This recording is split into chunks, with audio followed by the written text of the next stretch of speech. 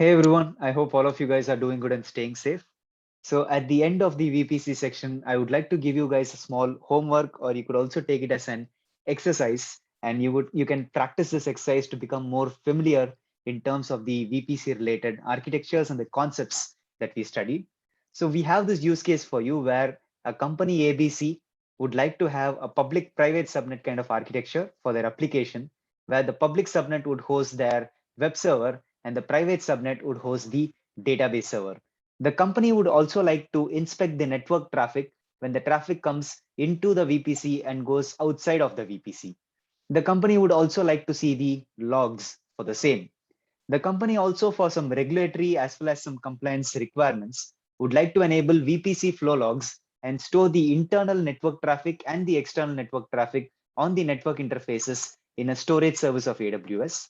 The company ABC also has a corporate data center running somewhere, probably in some location where some workloads are running, and would like to connect the AWS VPC to the corporate data center using a site-to-site VPN.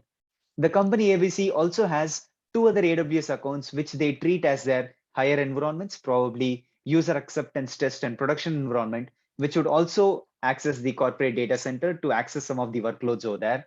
But then they would like to use a centralized or isolated transit gateway architecture for the same. If you are able to plot out the architecture diagram, it's pretty cool.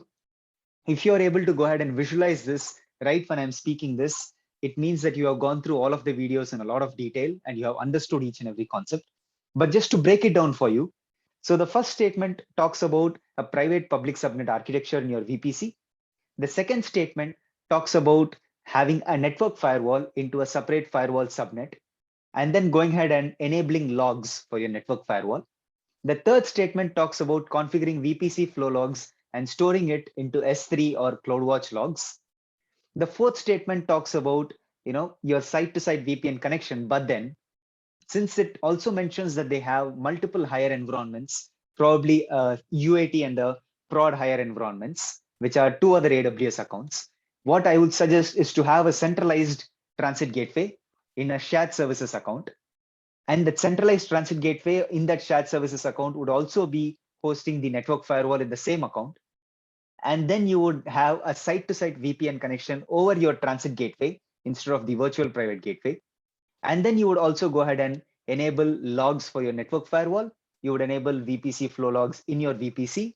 And for your transit gateway to send out the traffic to multiple VPCs in three different accounts where they have their higher environments, you would mention that all of the traffic of those respective three VPCs would go through the network firewall, and all the traffic coming in from the internet would go through the network firewall to the respective VPCs.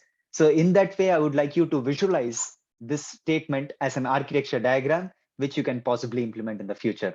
So I hope you got a really good idea. These are some of the complicated VPC architecture scenarios, but there are some more complicated architecture scenarios. I would highly recommend you to take a look at the AWS solutions page as well as the AWS workshops page in terms of learning some of these architecture diagrams and getting your hands dirty on the AWS console. I have taken a lot of effort over the last few days in regards to bringing out this entire VPC section for you guys. And the reason we are doing it in English is because we have a lot of audience across the world. So that's why we don't want to do it in Tamil. And this would completely go into my AWS course. So I suppose that you guys had a really good time. Think more about network related architectures. Think about your secure network architecture, where we also spoke about some of the best practices where we could keep the entire data private whenever we interact from VPC to VPC or from VPC to corporate data center and so on. So I hope you got a lot of insights in regards to VPC. I'll catch you in the next section where we talk in a lot of detail about other AWS core services and so on. So have a good day, guys. I hope you enjoyed this a lot. It's a lot of effort over the last few days. So take care and have a great day. I'll see you soon.